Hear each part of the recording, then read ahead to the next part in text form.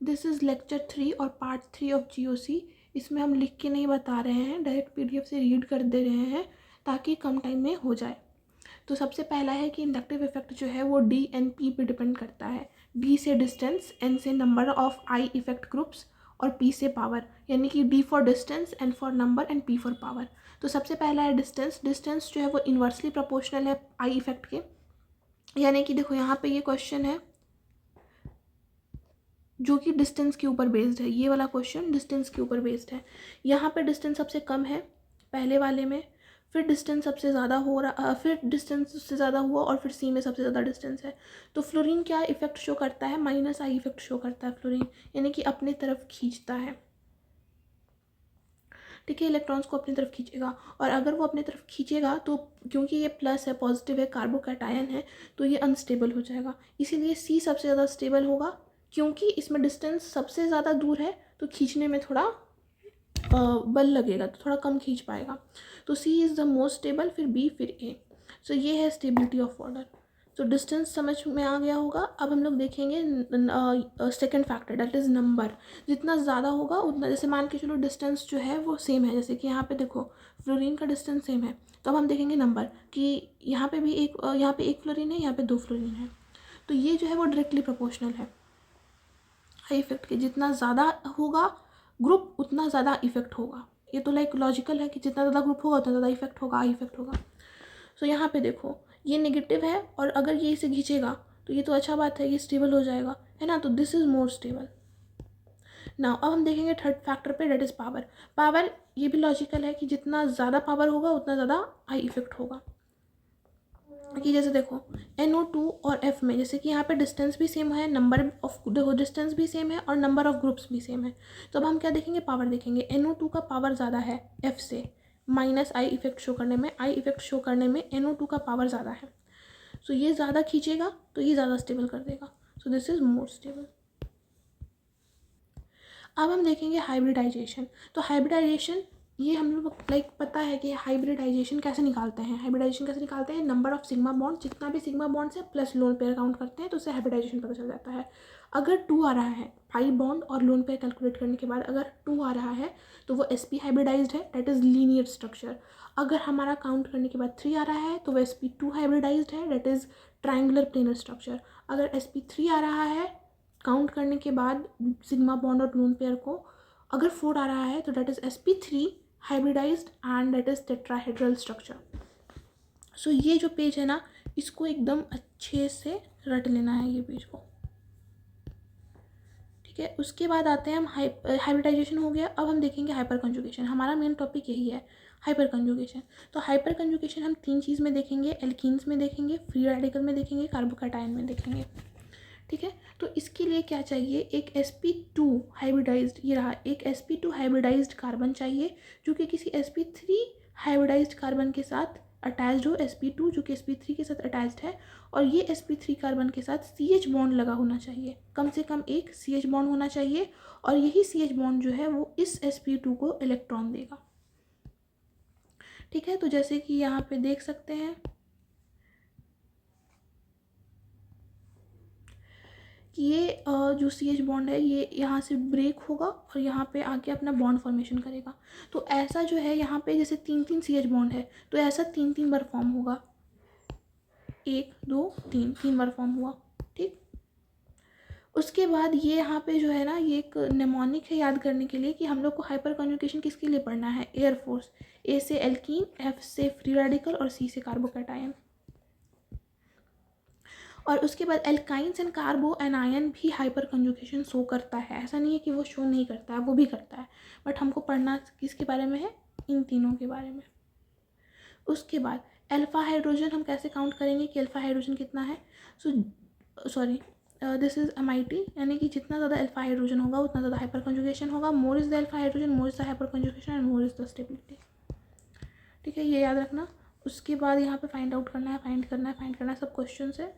हाँ, उसके बाद यहाँ पे थ्योरी आया। अब है ये एल्कीन। एल्कीन में हाइपर कंजुगेशन को कैसे शो किया गया है? देखो यहाँ ये भी sp2, ये भी sp2, ये अल्फा हाइड्रोजन यहाँ पे मिला, सो ये बॉन्ड टूटेगा, यहाँ पे आ जाएगा, ठीक है, और ये H हट जाएगा, बाकी सब।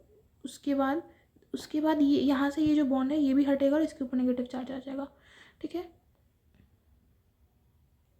तो ये जो है ऐसा 3 बार हम बना सकते हैं, एक बार इस हाइड्रोजन को हटा के, इस बार इस हाइड्रोजन को हटा के, एक बार इस हाइड्रोजन को हटा के, 1 2 3 3 स्ट्रक्चर्स फॉर्म किए। उसके बाद फ्री रेडिकल में भी कुछ सेम ऐसा ही है, ये sp2 हाइब्रिडाइज्ड है, ये sp3 है, यहाँ से 3 बार जो है करके हाइड्रोजन हटेगा, एक एक करके हाइड्रोजन हटेगा, 3 स्ट्रक्चर फॉर्म हुआ। तो हम लोग को अब फिर से आया MIT कि नंबर ऑफ़ अल्फ़ा हाइड्रोजन हम कैसे काउंट करेंगे। तो जितना भी अल्फ़ा कार्बन से अटैच्ड हाइड्रोजन होगा, ठीक है, ये देखो ये कार्बन है और ये अल्फ़ा कार्बन है, इससे जितना भी हाइड्रोजन अटैच्ड है 1 2 3, तो वो जो हो जाएगा वो अल्फ़ा हाइड्रोजन हो जाएगा। कितना कॉन्जुगेटिंग स्ट्रक्चर बनेगा, तो जितना अल्फ़ा हाइड्रोजन है उतना स्ट्रक्चर बनेगा। जैसे इसमें 3 था, इसमें 3 था, इसमें 3 हाइड्रोजन था, तो 3 स्ट्रक्चर बना हाइपर कंजुगेशन का। उसके बाद total number of hyper conjugation structure including without breaking of CH bond, मतलब अगर इसको भी इंक्लूड कर लेंगे तो +1 हो जाएगा, डेट इज़ टोटल 4 हो जाएगा इसमें, ठीक है। तो MIT1 MIT2 MIT3 याद रखना है। उसके बाद हम आए हैं कि hyper conjugation is bigger factor than inductive effect. तो ये निमोनिक है आरोही, आशिकी 2 देखे होंगे, उसमें आरोही है श्रद्धा कपूर का नाम। तो आरोही से याद रखना है, ए से एरोमेटिसिटी, R से रेजोनेंस, H से हाइपर कंजुगेशन, I से इंडक्टिव इफेक्ट, O से कुछ नहीं है। सो ये इंक्रीजिंग ऑर्डर है, डेट इज़ इंडक्टिव इफेक्ट से ज़्यादा बड़ा फैक्टर हाइपर कंजुगेशन को। अगर इंडक्टिव इफेक्ट और हाइपर कंजुगेशन में से आया चूज़ करने के लिए तो किसको चूज़ करेंगे, हाइपर कंजुगेशन को चूज़ करेंगे, उसके हिसाब से स्टेबिलिटी का ऑर्डर बताएंगे। अब हम देखेंगे इस स्लाइड को, इसमें है bond order BO, bond between 2 atoms. 0 अगर 2 एटम्स के बीच का बॉन्ड बताता है, 0 अगर कोई बॉन्ड प्रेजेंट नहीं है, 1 अगर सिंगल बॉन्ड प्रेजेंट है, 2 अगर डबल बॉन्ड प्रेजेंट है। तो जितना भी अल्फा हाइड्रोजन है, for alpha hydrogen only the carbon hydrogen bond, the bond order is in between 0 and 1। जैसे कि ये देखो यहाँ पे क्या हुआ कि कार्बन और हाइड्रोजन के बीच बॉन्ड बना, तो इसको कहेंगे बॉन्ड ऑर्डर 1। यहाँ से बॉन्ड टूट गया तो कहेंगे 0, फिर बना तो 1, फिर यहाँ पे बना हुआ है तो 1। तो अल्फ़ा हाइड्रोजन और जो कार्बन है, जितना भी अल्फ़ा हाइड्रोजन्स है और उसका जो कार्बन के साथ बॉन्ड है वो या तो 0 होगा या तो 1 होगा, ये चीज़ यहाँ पे लिखा हुआ है, ठीक। उसके बाद hyper conjugation is also known as no bond resonance और बेकर नेथन इफेक्ट।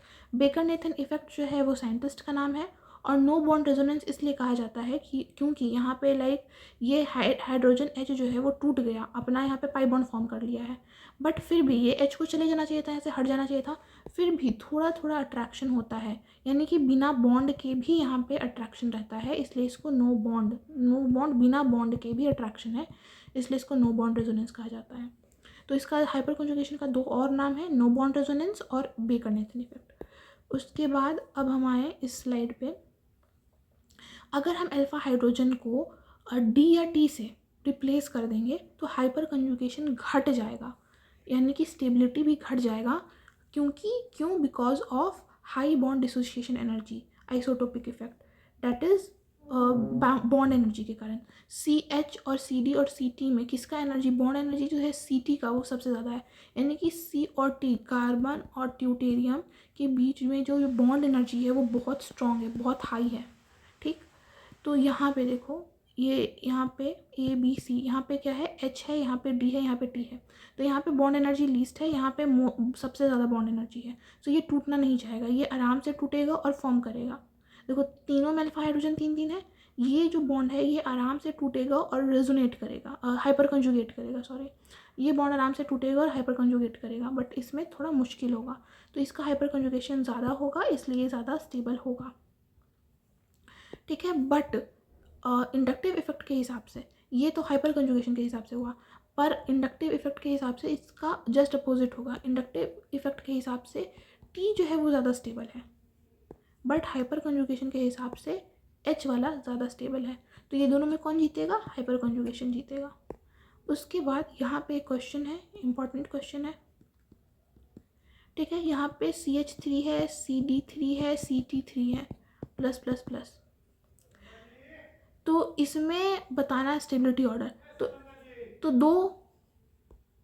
तो यहाँ पे बता रहे थे हम ये और ये।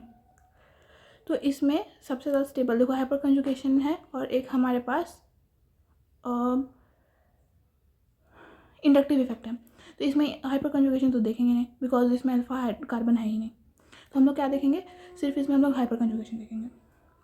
तो सॉरी इसमें अल्फा है नहीं, इसलिए हम लोग हाइपर कंजुगेशन देखेंगे, सिर्फ इंडक्टिव देखेंगे। सो इसका स्टेबिलिटी जो है वो इंडक्टिव इफेक्ट के हिसाब से होगा। ये कार्बोकैटायन है 1 2 3 4। ये मिथाइल कार्बोकैटायन है, ये 1 डिग्री है, ये 2 डिग्री है, ये 3 डिग्री है।